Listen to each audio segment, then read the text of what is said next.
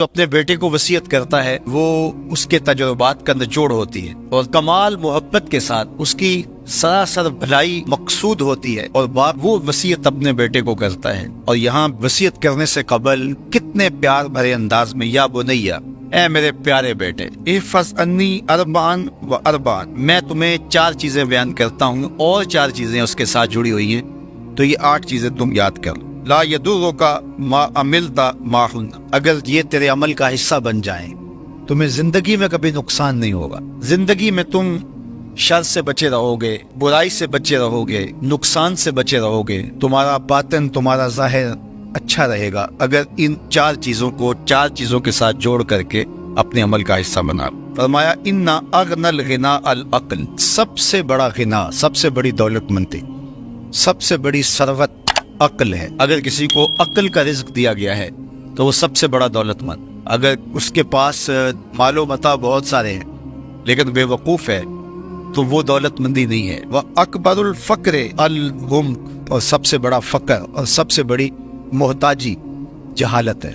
سب سے بڑی دولت مندی عقل ہے، اور سب سے بڑی غربت، سب سے بڑی غریبی اور سب سے بڑا فقر اور محتاجی بے وقوفی ہے۔ وَأَوْحَشَ الْوَحْشَةُ الْعُجْبُ، اور سب سے بڑی وحشت تنہائی عجب ہے، خود پسندی، اپنے آپ کو دیکھنا کہ میں بہت کچھ۔ جو شخص اپنے آپ کو دیکھتا رہتا ہے اور وقت اپنے آپ کو ہی لوگوں کے سامنے پیش کرتا رہتا ہے بنا سنوار کے، وہ تنہا ہو جاتا ہے۔ لوگ اس کی ان خوبیوں کا بھی انکار کر دیتے ہیں جو خوبیاں واقعتاً اس کے اندر موجود ہوتی۔ اگر پاؤ ہے تو اپنے آپ کو سیر نہ بتاؤ، لوگ پاؤ کا بھی انکار کر دیں۔ تو جو جس حالت میں ہو وہی حالت لوگوں کے سامنے ہونی چاہیے، بلکہ اس سے اگر کم ہو۔ شیخ سعدی نے ایک بڑی خوبصورت بات لکھی کہ تم برے ہو لوگ تجھے نیک سمجھیں، یہ بری بات ہے، لیکن تم نیک ہو اور لوگ تجھے برا سمجھیں تو کوئی فرق نہیں پڑتا، تم اللہ کی نظر میں نیک۔ اس لیے تم اگر سیر ہو اور لوگ تمہیں پاؤ سمجھے تو کوئی فرق نہیں پڑتا، لیکن اگر تم اپنے آپ کو پیش کر رہے ہو تو لوگ تمہاری اس حیثیت کا بھی انکار کر دیں گے جو تمہیں حاصل ہے۔ وَأَكْرَمُ الْحَسَبِ حُسْنُ الْخُلُقِ، سب سے اچھا جو حسب و نسب ہے وہ کیا ہے؟ میں فلاں ہوتا ہوں، میں فلاں ہوتا ہوں، میں فلاں کا بیٹا ہوں، فلاں قبیلے سے میرا تعلق ہے، میرا باپ بڑا امیر کبیر تھا۔ اپنا حسب نامہ اس طرح لوگ پیش کرتے ہیں، مجھے جانتے ہو کہ میں فلاں ابن فلاں ہوں۔ سید علی المرتضیٰ فرماتے ہیں بہترین جو حسب ہے جو آپ پیش کرتے ہیں وہ کیا ہے؟ حسن الخلق، تمہارے اخلاق کیسے، تمہارا خلق گواہی دے گا کہ تم اچھے خاندان کے چشموں چلا۔ مشکاست کے خود ببوئے نہ کہ عطار پکوئے۔ فارسی کا ایک مقولہ ہے کہ خوشبو وہ ہوتی ہے جو خود بتائے کہ میں خوشبو ہوں۔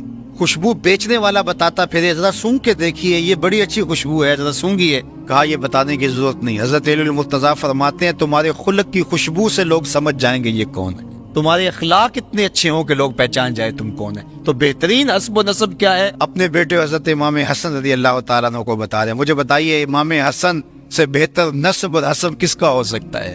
رسول اللہ کی بیٹی کے بیٹے، امام الاولیاء کے فرزند ہیں، رسول اللہ کے نواسے ہیں، بنو ہاشم کے چشم و چراغ ہیں۔ تو انہیں یہ نہیں کہا کہ تم یہ بتاتے پھرنا، بلکہ کہا کہ تمہارا خلق گواہی دے کہ میں محمد کا نواسا ہوں، تمہارے اخلاق گواہی دے کہ میں نے فاطمہ کا دودھ پیا، تمہارا کردار گواہی دے، تمہاری شجاعت گواہی دے کہ تم علی کے فرزند ارجمند ہو۔ اللہ اکبر۔ پھر حضرت علی المرتضیٰ رضی اللہ تعالیٰ عنہ ان چیزوں کو بیان کرنے کے بعد فرماتے ہیں یا بنیا، اے میرے بیٹے، ایاک والمصادقہ الاحمق، بے وقوف شخص کی دوستی سے ہمیشہ بچنا۔ فإنہ یرید ان ینفعک فیضرک، وہ دل سے چاہے کہ تمہیں نفع پہنچائے لیکن اپنی جہالت کی وجہ سے، اپنی بے وقوفی کی وجہ سے تمہیں نفع نہیں پہنچا سکے گا، تمہیں نقصان پہنچا دے گا۔ کہا جاتا ہے کہ بے وقوف دوست سے دانا دشمن اچھا ہے، تو وہ اسی قول کا مفہوم۔ آپ نے اپنے بیٹے حسن کو یہ نصیحت کی، یہ نصیحت پلے باندھتے، اور کبھی بھی جاہل اور بے وقوف سے دوستی رکھیں، اس سے رویہ اچھا رکھیں، سلوک اچھا کریں، اس کے لیے خیر کا ذریعہ بنے آپ۔ یہ مطلب نہیں کہ بے وقوف کو آپ سلام بھی نہ کریں، لیکن دوستی، اعتماد آپ اس پہ نہیں کر سکتے۔ وَإِيَّاكَ وَمُصَادِقَةَ الْبَخِيلِ، اور بخیل سے کبھی بھی دوستی نہ لگانا۔ فَإِنَّهُ يَبْعُدُ عَنْكَ أَحْوَجَ مَا تَكُونُ إِلَيْهِ، اس لیے کہ جب تجھے انتہائی ضرورت کا وقت آئے گا تو وہ تجھ سے دور ہٹ جائے گا، اور تو اس پہ توقع لگائے ہوئے ہوگا کہ میرا دوست ہے اور اوکھے ویلے میرے کام آئے گا، لیکن اوکھے ویلے وہ کام نہیں آئے گا۔ تو بخیل سے دوستی کا ربط نہیں رکھنا۔ وَإِيَّاكَ وَمُصَادَقَةَ الْفَاجِرِ، بدکار شخص سے کبھی دوستی نہ رکھ، برے شخص سے کبھی دوستی کا رشتہ نہ جوڑنا۔ فَإِنَّهُ يَبِيعُكَ بِالطَّافَةِ، جو فاسق و فاجر ہے، برا شخص ہے، بدکار ہے، اس سے دوستی نہ رکھ، اس لیے کہ وہ بہت تھوڑی قیمت میں تجھے بیچ دے۔ اور آخری بات، وَإِيَّاكَ وَمُصَادَقَةَ الْكَذَّابِ، جھوٹے آدمیوں سے کبھی دوست نہیں رکھ۔ فَإِنَّهُ كَالسَّرَابِ يُقَرِّبُ عَلَيْكَ الْبَعِيدَ وَيُبْعِدُ عَلَيْكَ الْقَرِيبَ، وہ بعید کو تجھے قریب دکھائے گا، قریب کو تجھے بعید دکھائے گا۔ جو چیز قریب ہوتی ہے، جو سراب ہوتا ہے تو دور سے پانی دکھائی دیتا ہے، لیکن جب قریب جا کے دیکھتے ہیں تو سراب ہوتا ہے، پانی نہیں ہوتا۔ تو کہا وہ بھی سراب کی طرح ہوتا ہے، کذاب، جھوٹ بولنے والا، جو تجھے وہ نقشہ کھینچے گا جو ہوگا، تجھے وہ چیزیں بتائے گا جو نفس العمل میں نہیں ہو، اور تو ایک مغالطے میں مانا جائے گا۔ یہ ہے حضرت سیدنا علی المرتضیٰ رضی اللہ تعالی عنہ کے وہ اقوال نور، جن کی گہرائی، گہرائی اور حکمت سے بھرے ہوئے یہ کلمات سے پھوٹتے ہوئے اجالے ہماری زندگی کو ایک اسلوب سے کہتے ہیں کہ میں حضرت امام زین العابدین کو ملنے گیا۔ یہ وہ زمانہ تھا کہ جب امام زین العابدین کے ہاتھوں میں ہتھ کڑیاں اور پاؤں میں زنجیریں ڈالی گئی تھی، دوبارہ جب عبد الملک کے زمانے میں، مروان کے زمانے میں تکلیفیں اٹھائی گئی اور ان کو اذیتیں پہنچائی گئی، تو کہا کہ امام زہری کہتے ہیں کہ میرے ضبط کے بندھن ٹوٹ گئے، مجھ سے برداشت نہ ہوا۔ جو ہی میں گیا اور دیکھا کہ ان کے ہاتھوں میں ہتھ کڑیاں ہیں اور پاؤں میں زنجیریں ہیں، تو میں بے ساختہ رو دیا۔ تو کوئی تشفی کا، تسلی کا کلمہ میں ان کے لیے کہتا، لیکن امام زین العابدین میری طرف دیکھ کر کے فرمانے لگے، زہری کیا ہوا؟ میں نے کہا حضرت آپ نے کربلا میں تھوڑے دکھ دیکھے تھے، یہ کچھ رہ گیا تھا کہ آپ کو اب بھی زنجیروں میں جکڑ دیا جا رہا ہے؟ تو فرمایا یہ زیادہ دیر نہیں رہیں گی، اور دوسرا فرمایا ہم اللہ کی تقدیر پہ راضی ہیں، اگر میں چاہوں تو یہ زنجیریں ٹوٹ جائیں، اور آپ نے جھٹکا دیا تو وہ زنجیریں ٹوٹ گئیں، ہم اس کی تقدیر پہ راضی ہیں۔ یہ چاہتے تھے کہ لوگوں کا اہل بیت کے ساتھ جو محبت کا رشتہ ہے وہ کمزور ہو جائے، لیکن کیسے ہو سکتا ہے؟ یہ حضور کا خون ہے، اس کے ساتھ محبت کا ربط کیسے ٹوٹ سکتا ہے، کیسے ختم ہو سکتا ہے؟ شاہی جلالت کے باوجود لوگ ان کی پرواہ نہیں کرتے تھے، اور اہل بیت کے لیے لوگوں کی آنکھیں فرشیرا ہوتی۔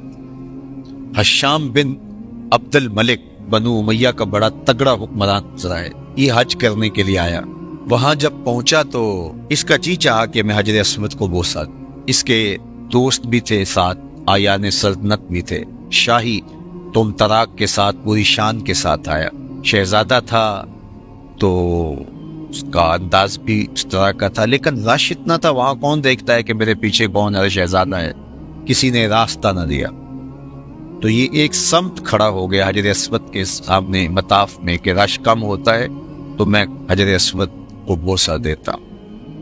اتنے میں طواف کرتے کرتے امام زین العابدین بھی حجر اسود کے مقابل آئے، اور جو ہی وہ حجر اسود کے مقابل آئے تو ان کی رفتار تھوڑی سی مدھم پڑی، اس خیال کے میں حجر اسود کو بوسہ دوں، تو لوگوں نے راستہ چھوڑ دیا۔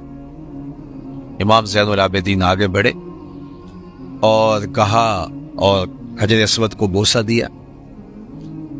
اب اس کو بڑا عجیب لگا اور بڑا حسد کی آگ میں جل گیا کہ میرے لیے کسی نے راستہ نہیں چھوڑا، میں بادشاہ کا شہزادہ ہوں، ولی عہد ہوں، اور اس کے لیے لوگوں نے راستے چھوڑ دیے۔ تو وہ از راہ تحقیر اپنے درباری شاعر فرزدق سے، یہ حشام کے ساتھ تھا، تو امام زین العابدین نے جو ہی کعبۃ اللہ کے قریب جا کے حجر اسود کو چوما اور لوگوں نے راستہ چھوڑا، تکریم دی، تو اس نے چل بھن کر کے ابو فراز سے کہا یہ کون ہے؟ حالانکہ یہ جانتا تھا یہ امام زین العابدین ہے، لیکن بعض کا تجاہل عارفانہ کر کے کسی کی اہمیت گھٹائی جاتی کہ یہ کون ہے۔ تو اس نے کہا یہ کون ہے، تو اس کا مطلب یہی تھا کہ یہ مذمت میں کچھ کہے گا اور میرے دل کو تسکین ہو جائے گی جو زخم پہنچا ہے۔ لیکن فرزدق نے اس جرأت کا مظاہرہ کیا اور اس نے کہا کہ تو نہیں جانتا یہ کون ہے، اس کو تو بطحا کے سنگریزے بھی جان، یہ فاطمہ کا فرزند ہے، یہ حسین کا نور نظر ہے، اس کو تو فرش والے بھی جانتے ہیں، حشام سن، اس کو تو عرش والے بھی جانتے ہیں، اس کو تو آسمان والے بھی جانتے ہیں۔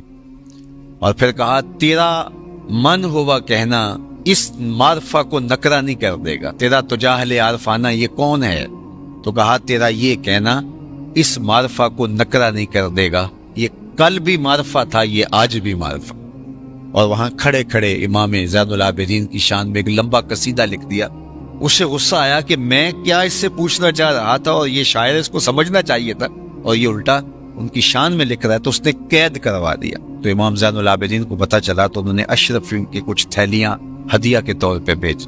فزدق نے اس کو شکریہ کے ساتھ واپس کیا اور کہا کہ حضرت میں نے یہ قصیدہ ان اشرفیوں کے لیے نہیں، آپ کے نانا کی شفاعت کے لیے. اللہ اکبر. آپ نے فرمایا کہ ہم جس کو دے دے واپس نہیں لیتے. تو یہ تھی پذیرائی، اور اس پذیرائی کو ختم کرنے کے لیے کوشش ہوتی رہی. لیکن یہ عزت اہل بیت کرام کو جو دی گئی ہے، یہ حضور کی نسبت سے دی گئی ہے. یہ فرزند ہیں، خون ہیں رسول صلی اللہ علیہ وسلم. رسول اللہ صلی اللہ علیہ وسلم نے آخری حج کے موقع پر مخاطب کر کے اپنی امت سے کہا اذکرکم اللہ فی اہل بیتی، میں اپنے اہل بیت کے بارے میں تمہیں اللہ سے ڈراتا ہوں، تذکیر کرتا ہوں، نصیحت کرتا ہوں کہ میرے اہل بیت کے معاملے کے اندر تم